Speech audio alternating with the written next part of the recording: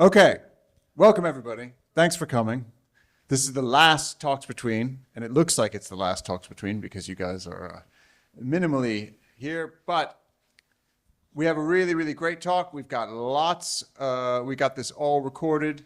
So also for people who aren't attending, they'll be able to see this recording. I know Roland through a friend, and was really stunned to see the quality of this work, but also the kind of humanity in this. And for all art and design students, there's a takeaway around working with other people, about having sensitivity when dealing with uncomfortable and sensitive subjects, including kind of social ills and so on and so forth. So yeah, so hopefully you'll really enjoy the work and what Roland has to say about his approach to it. So without further ado, Roland Ramanan. Thank you very much. It's really great to be here. Thank you for having me. I know it's kind of been a tough term, but you can kind of relax a little bit because this has nothing to do with your course, but hopefully it'll be really interesting. So I'm a social documentary photographer.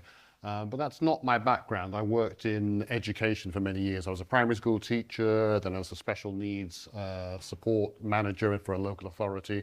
But I've always had a creative life. So wherever you go with your course and what you do, whether that's your job or not, I believe you can always have a creative life and you can have different surprising outcomes out of that.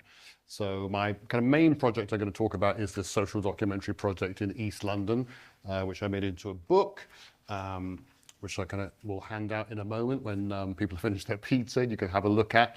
So what I'm going to show you now is an overview of the project. And this is a video I made for a Kickstarter campaign. So that's instructive in itself. So raising the money I needed to be able to produce the book with the publisher. So here's the video, and I'll give you an overview of the project. Is there a unique space in your city or neighbourhood that is familiar on the surface, but contains many hidden social and emotional layers? Gillett Square in London's East End is such a place for me. It is a remarkable ecosystem in which skateboarders, parents, children, hula hoopers, domino players, DJs, drinkers and addicts all intermingle. My name is Roland Ramanan. I'm a photographer living in East London, and Dominoes is my first book.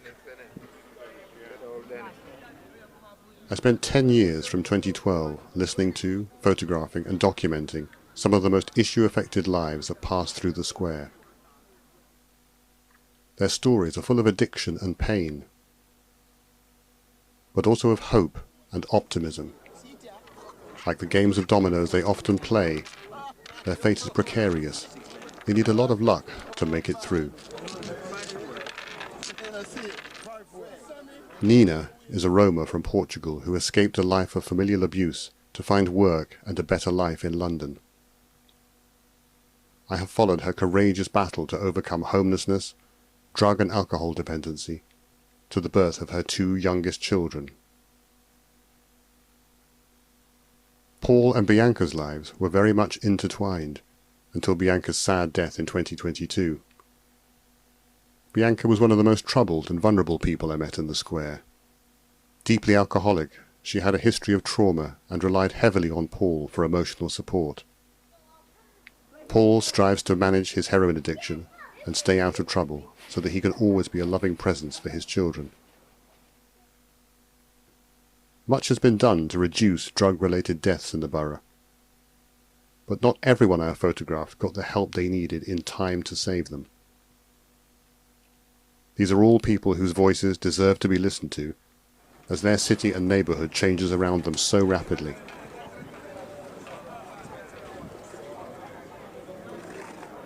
A book dummy has already been designed and most of the editing is completed.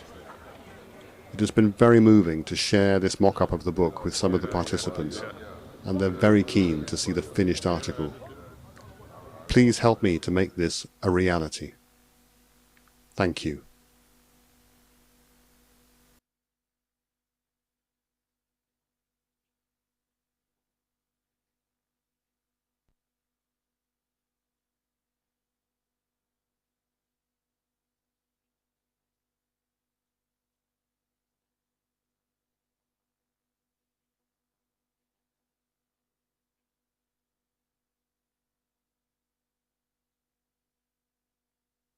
yes, how I got to the kind of the end and was able to kind of produce a book out of it. So the book dummy is here. I don't often look at this actually, but this is what was initially produced, and this is what I took to publishers. So I went to a photo book fair where there were lots of publishers, and I literally went with the book dummy. My designer said, okay, right, take your book dummy and now go and talk to those people and ask them to publish your book. I said, I don't want to. He said, yes, you've got to do that. And that's what I did. And that's how I found a publisher and then was able to kind of raise the money. So you have a pass around that. You can have a look. Okay, right, next slide. On that. Cool. So that's the cover of the book. And again, it's from a design point of view, it was kind of interesting. I had to work with a designer because I don't have the design skills myself, but I wanted to tell this story in a coherent way. So I found someone who was expert at not just layout, not just someone who was good at InDesign, but someone who understood the process of turning something into a photo book, which is quite an unusual type of design because they have to know about the papers, they have to know about how the papers will affect the binding, they have to know about the kind of where the book folds out, how that works, how the book is put together. There was so much to that I realized I didn't know. Next slide. And that's the photograph that it came from. So again, the kind of design decisions were quite surprising to me because sometimes the designer chose that cover. I thought, oh, I hadn't thought of it that way. And she actually came up with the idea of the name dominoes. Of course, they play dominoes in the square, lots of Afro-Caribbean people playing dominoes, and I hadn't had that idea. I couldn't think of a title apart from Gillett Square, which is kind of a bit boring. Okay, next one. So the book was produced and was printed, and it got some good reviews in journals and publications. It was featured in The Guardian. I always like that screenshot from The Guardian because it talks about jobs as well. So when I'm talking to young people, it's quite good to see that.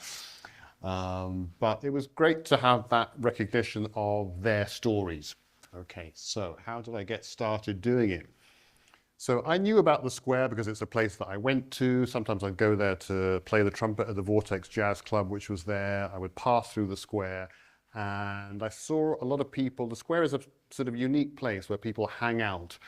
And there were a lot of vulnerable people there who obviously had stories to tell. So it was my idea to get started and to do something. And I was very inspired by lots of social documentary photographers. So I just sat down and started talking to people and see if they wanted to talk to me and tell me their story.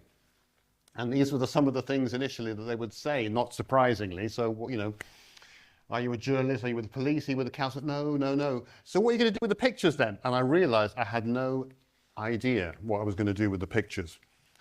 So I had to think hard about what I was going to do and how I was going to show their story and develop the narrative. Okay. So you can see the square itself is quite a unique space. There's lots of little things going on, and it's a kind of public space. There's a jazz club there. There are little shops. On the left there you can see workshops. You can see someone who's recovering from the night before. So it is this unique place where people kind of hang out. The advantage of that for me was I could go there and I could just sit down and talk to people, and there'd always be someone there that I could talk to. And there was usually some action going down. Yeah, so there was a lot of humor, a lot of banter, a lot of fighting, sometimes, not always. Okay, next slide. So beginning the project, I very quickly got into very deep waters. So one of the guys I was chatting to said, Roland, yeah, you my friend, come around the corner to our place, to our flat. Oh, this is great, you know, get invited into his place. And I immediately saw this sort of scene of, you know, the day after of people kind of recovering from an alcoholic binge. And it was, you know, it was quite shocking, and it was, you know, it was quite serious. But, you know, a voice inside my head said, okay, start shooting, start taking pictures. This is what you're kind of here for. And it is difficult because you're in a situation where you know people are vulnerable. The thing is to take pictures first and then think about what you're going to do with the pictures afterwards. Otherwise, there's no point. You won't get any pictures. You won't get any stories. So from that scene, there are a couple of people that I took photographs of them. One person has passed away. He was found in the square with a needle in his arm. Others didn't make it, but I felt it was important to show that. So the reason I show that picture is that it shows some of those things, but without necessarily revealing everything, or showing people in too bad a light, if you like. Okay.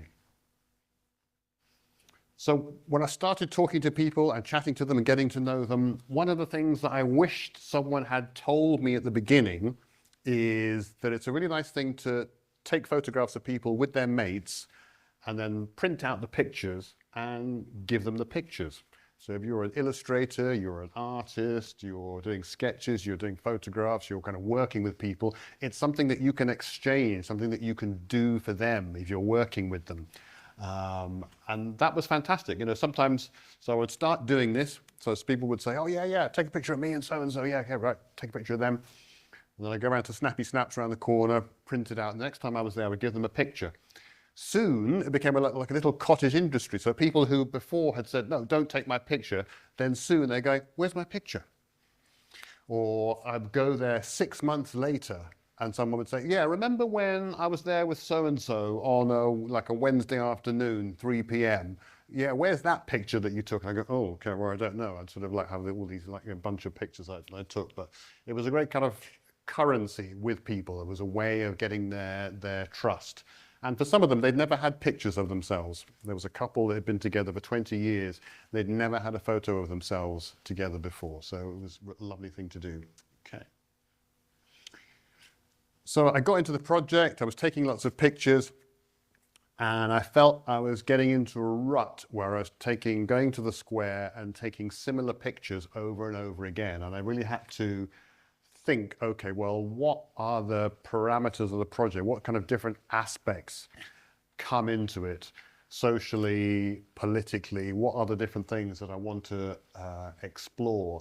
And see, one of the things up there is mentorship and back to basics. So I found a documentary photographer, very experienced guy, and I paid him for sessions. I showed him my work. He was really brutally honest. He was supportive, but he was brutally honest. He'd send me out on missions, tell me to look at work. Once he told me to make a cardboard frame of the right ratio and to go out with my cardboard frame, you know, into the world, kind of looking at it and thinking about pictures. It's quite humbling to do that, to go back to that, but it was, you know, really instructive. So he kicked my ass a lot, but it made me think about taking better pictures and a bigger variety of pictures. And also about moving beyond the square itself into people's lives, into their stories. Next slide. So in the square, there was a guy who, so these are the workshops which look out onto the square. So I was complaining to my mentor, saying, oh, you know, when I'm in the square, there's this in the way and there's that in the way. I was kind of whining on. He said, well, is there anywhere where you can get a different vantage point? Is there anywhere where you can get higher up? And I thought, oh yeah, there is. Yeah, I can go up into the workshops, ask permission, and that's what I did. So some of the shots kind of from these workshops overlook the square. And there was a guy there on a Saturday. He was kind of squatting in one of the workshops, and he always played music on a Saturday and had a bubble machine. And I just like that image of, you know, you can see different things going on the square, different people and the bubbles. Okay. So one of the things I would do is I would be invited to events. So this is a 9-night. So if you're from the Afro-Caribbean community, you might know about 9 nights, a kind of celebration after someone's died on the 9th night. Used to be that they would celebrate for 9 nights in a row. That doesn't happen anymore. But I just like this image of the kid dancing. He's obviously still come from, you know, from something formal, or, you know, he's got his kind of suit on, he's dancing. And you see the guy there with the cat Max. I photographed him a lot. Okay. So it's about this kind of going deeper into people's stories. So again, I'd get to know people, and this happened, one of the women that I got to know, she invited me to go and photograph her grandmother's funeral, which is not so unusual in the Afro-Caribbean community, that they will, as well as documenting a wedding, they'll also document a funeral as well. So I took lots of photographs of the service, and kind of going out to where she was buried. You can see they're putting something, which is probably a kind of a cleaning product, I think, that they're kind of putting on it, as a kind of symbol of purification.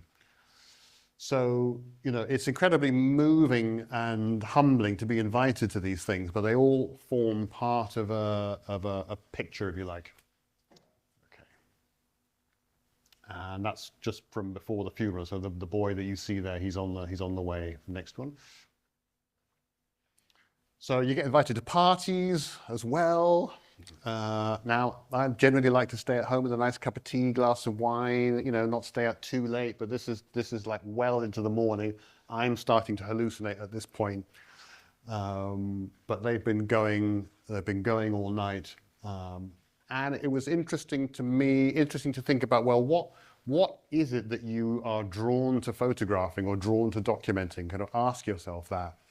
And I could see, at the party, there were a lot of older white women who had lived in the area, and they'd moved away, but they still knew their old flames, if you like. So the black guys that they used to go out with, and they came back. They'd come back for kind of parties. Obviously, this is a black and white image, but this woman's dress is this kind of bright red. So sometimes I show the image in color because her dress is kind of fantastic. So, there are a lot of layers of different meaning going on in the picture. So Nina that you saw, I got to know Nina very well. A very troubled person in many ways, but she is struggling on and doing well. She gave birth to she's got 2 children. So I'm the godfather to her 2 children. So you never know what your kind of relationships that you build with people, where it will lead to. So this is the older of the 2 youngest children, just the day after Karina was born in the hospital. Nina drew the line at me actually going to the birth, which I thought was fair enough. So, but this is the day after, and I've been kind of supporting her, helping her move, and so on. But her story is interesting because it's one of struggle with alcohol addiction, with drug addiction, with housing. She's still in temporary housing, so that's also kind of part of that social story that you're telling. Okay, next one. You're in the hospital. Again, this is just to kind of show, there are different choices of image.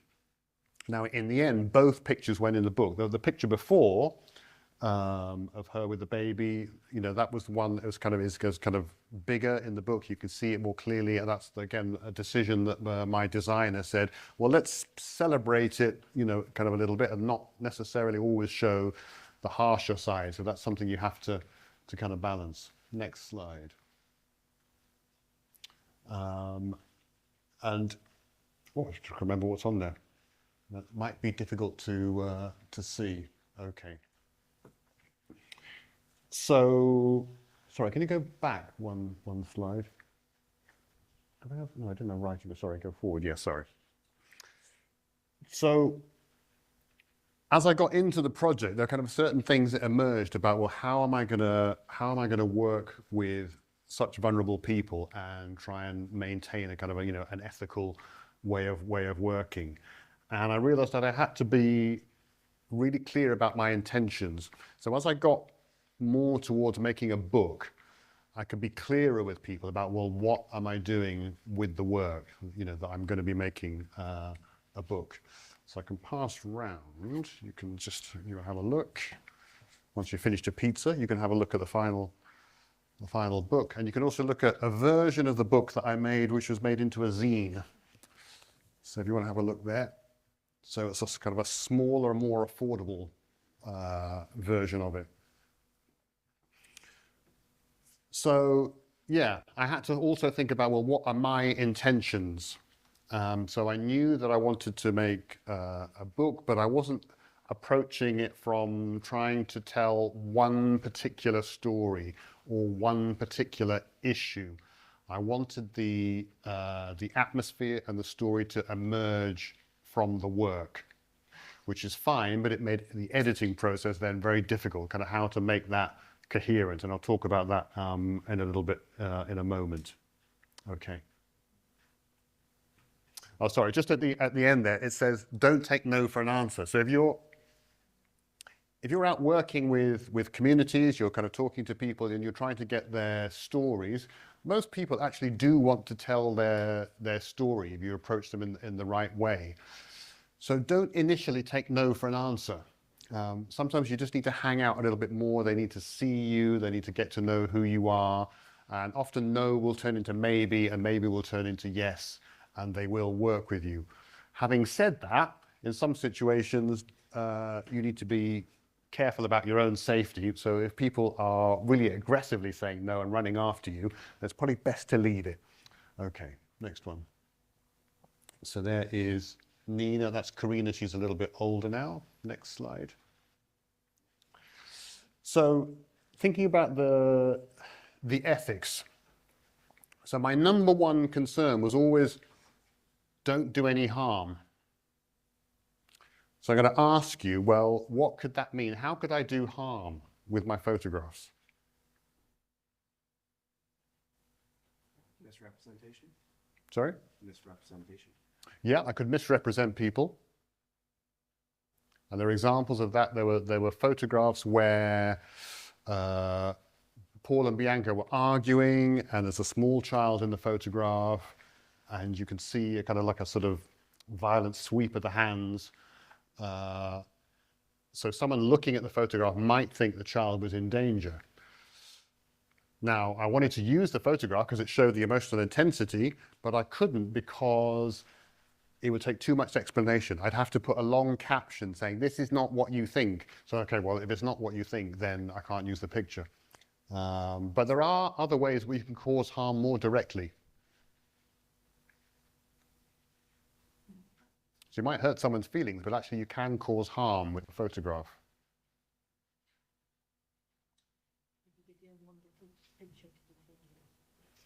Everyone's like that. I don't want my picture to be taken. That's just people being a bit upset or a bit annoyed, but that's not causing harm. You can cause harm. So if you think about it, if you're photographing a child, then you need to know a little bit about what situation that person's in, especially if it's a vulnerable person. So for example, they could be in the middle of a child protection procedure. You photograph them with their kid at a party, smoking drugs or kind of doing whatever it is.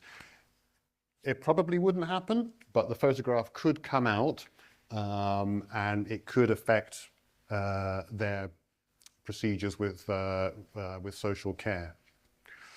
Or the photograph could be seen by someone that they know who could do them harm. Now, a lot of the people that I photographed say, "Oh, don't show my picture because I'm wanted by the by the feds or kind of whatever." You have to take that with a bit of pinch of salt because they're just out and about in the world doing their thing. So you have to kind of judge it a little bit. So either misrepresentation, people being annoyed because they don't like the pic or the way they look in the picture.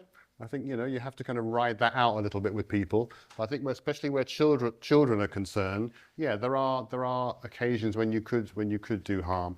Or if you show someone in an undignified position and that picture comes out, it could be harmful for their relationships.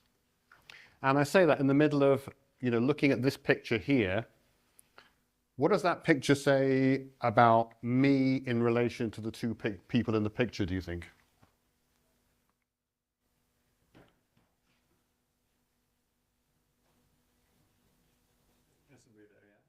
Oh, yeah, sorry, yeah. Yeah. So you look at the picture, two people lying on the floor. So what does that say about the people in the picture maybe, or what does it say about my relationship to the people in the picture? Because they're kind of snoozing.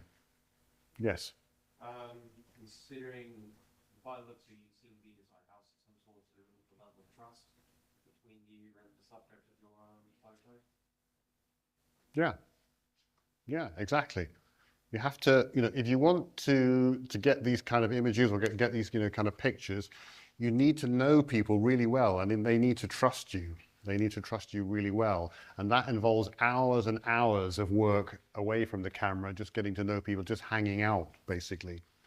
But also it shows what you can show without showing it directly.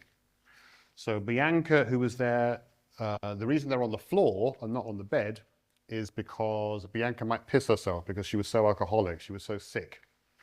You can also see, if you look carefully, you can see crutches. So, she'd had an accident, she'd injured herself, and you can see the crutches there in the background.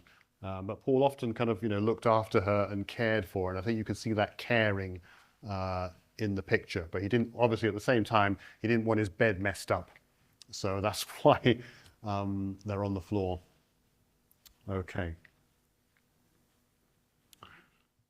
So yeah, I've talked about being clear about your destination and not to betray a trust. And there's Bianca there, one of the most kind of vulnerable people that I photographed, and she sadly, did pass away. She never liked that picture. And I was always trying to tell her, no, it's a really soulful picture. People really respond to it when they see that photo of you, they see something, kind of about you. So sometimes you do have to kind of have that kind of backwards and forwards with people because, initially they may not like it, or they see something which is, confronting. But I think sometimes you have to ride that out a little bit. Okay. How am I doing for time? Yeah, about 10 minutes. 10 minutes, cool. Again, what are you going to show? What are you not going to show in the book? So in the book you do see people injecting as well as kind of preparing. But I did think carefully about how I was going to show that and some of the information that goes around that. So trying to put it in the context of having an introduction to the book, having interviews with people. So if you go on my website, you can hear interviews with people and you can see the kind of more of the context, if you like. So I felt it was kind of important to show some of those issues because they do affect people very, very strongly. Okay, next one.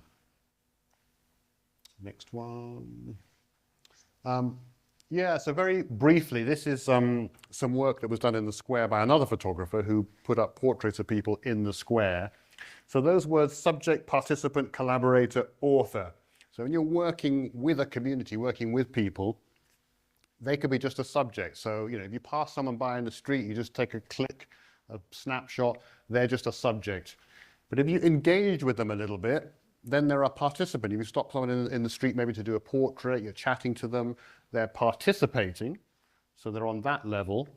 But then if you're going to work with them longer term and develop something together, then they become a collaborator because there's a back and forth between what the work is going to be like.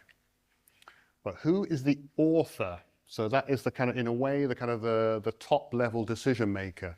So I was always clear with myself that I was the author because I was editing the pictures, putting them together, and deciding on the final outcome. And that's okay, but you have to be honest with yourself.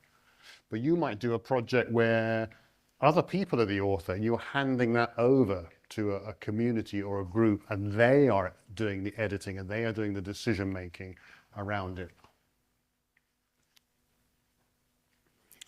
So I had to put it all together and decide on certain things. So there are very few captions in the book that explain exactly what's going on in the pictures, but that's what I wanted because I wanted the story to kind of emerge from the pictures.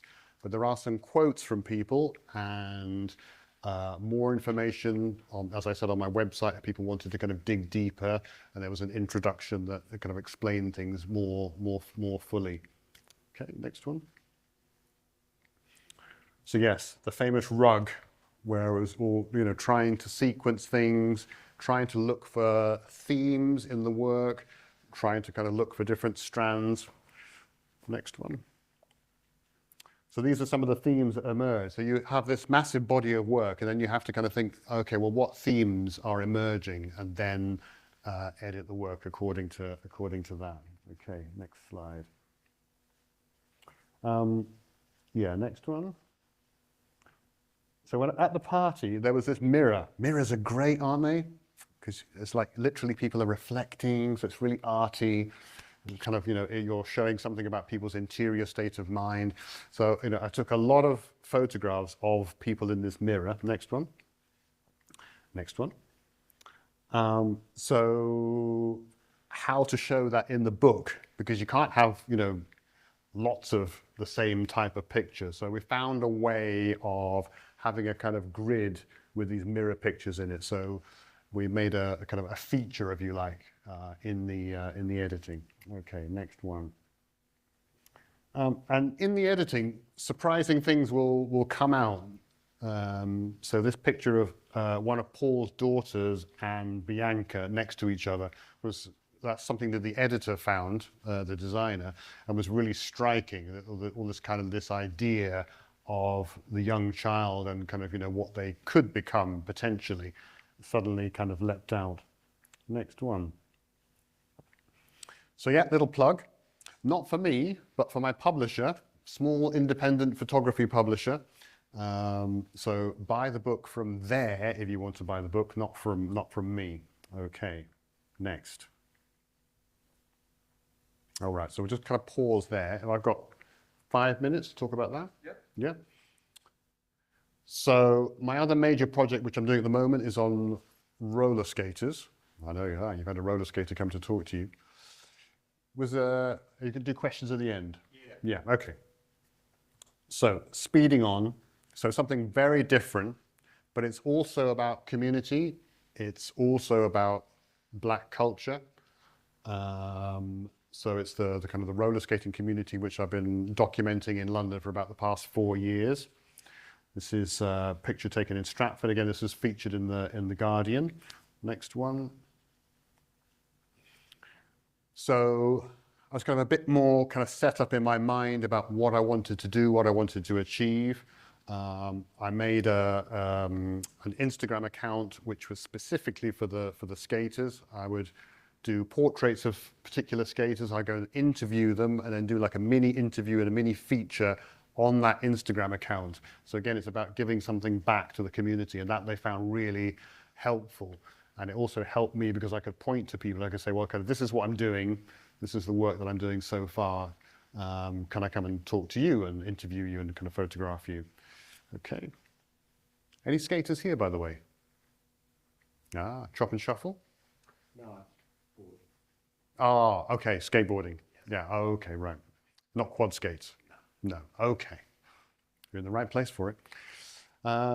I was inspired by the beauty of roller skaters, and I was looking at photographs of a black American ballet company called Alvin Ailey, and I wanted to do some work in the studio that was like that and incorporate it into it. Next one. Now, you might recognize the style of this picture. Roller skaters are a very creative bunch of people. A lot of them are artists and illustrators and videographers and photographers. So I'm working on a book now about the roller skate work. I'm working with a designer, which nearly finished the book dummy. So I got Wumi, who you may have seen, came to talk to you guys. So he's going to create this character for me. So there's going to be a comic book panel in there. There's going to be other artwork, poetry and things, but mainly my photographs. So it was nice to collaborate with Wumi on that. Okay, next one. So into the roller rinks and kind of showing the community in the roller rink. This is a roller rink called Flippers, which is sadly closed down now, but very exciting stuff. Okay, next one. Yeah, showing the circle, the cipher. So, like hip hop dancing, you get into the middle, you get into the circle, and you show what you got. So again, there are these kind of links with black culture in there and what I'm interested in when I photograph the skating community. What's next? And car parks. A lot of time hanging out into the early hours of the morning in car parks where they're kind of doing their thing. So with that, again, I'm working with a fantastic designer, asking him to put together all these different elements into something that looks cohesive, which he's doing amazingly well. So the book dummy will be nearly finished, and then I'll go through the same process of raising money to produce the book through a Kickstarter, and then hopefully finding a publisher. So that is me finished talking.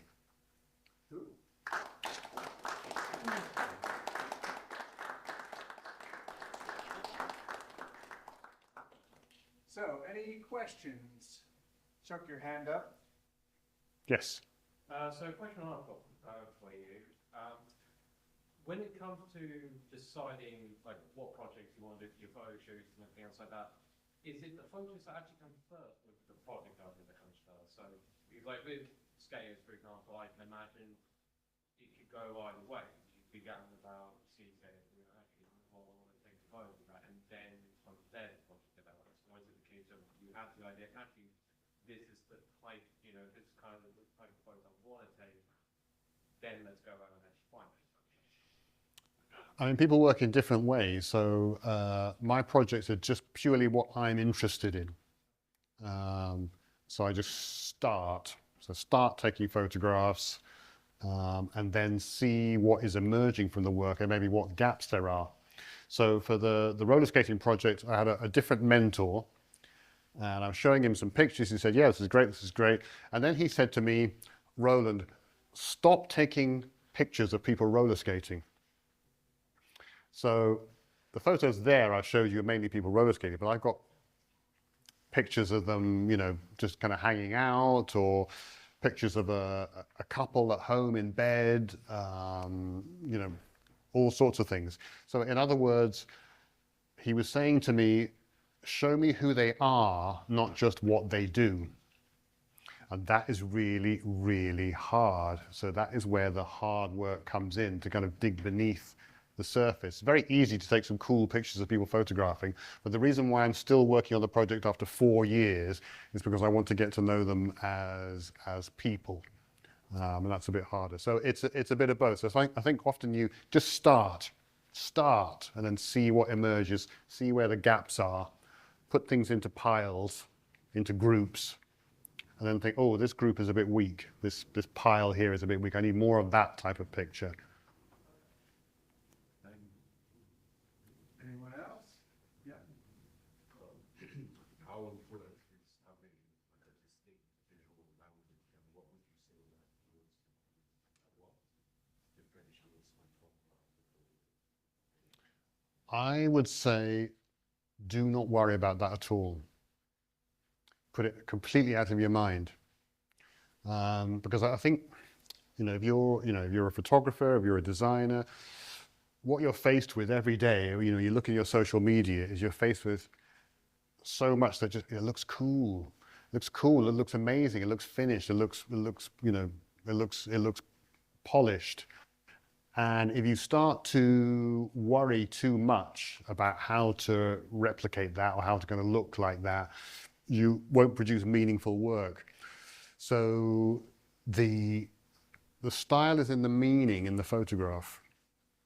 So, if you see a photograph like Nina in hospital, it's nothing to do with visual style or anything. It's to do with the meaning of that photograph at that time, at that place. So if you keep on with thinking about, well, how can I show the story that I want to tell? How best can I tell that story? Then the style will emerge from it, by itself. So yeah, don't look at Lightroom presets and cinematic color grading and all that. It's just nonsense. Just go out with the basic equipment and skills that you have and make meaning. That's a very, very, very important point. Very important point for everybody. That's Absolutely. Excellent. Very well made. Last one, and then we probably have to wrap it up. Regarding with your photos and everything else like that, how often for your photos do you use like Photoshop to help enhance your images or convey the tone that you want the photos to use? How much experience do you have with that? I don't know how to use Photoshop really.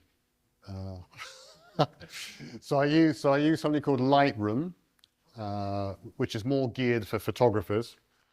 So I'll use that to adjust the tone, contrast, that kind of thing. But really not much more than that. And program you said was Lightroom, sorry. Lightroom, yeah. So it's an Adobe program. So it's in the Adobe suite.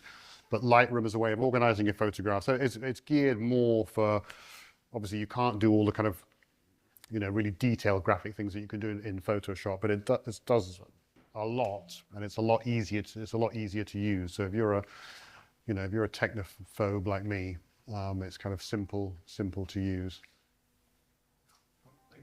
Okay. Great. I think that's it. Thanks. Cool. Thank you.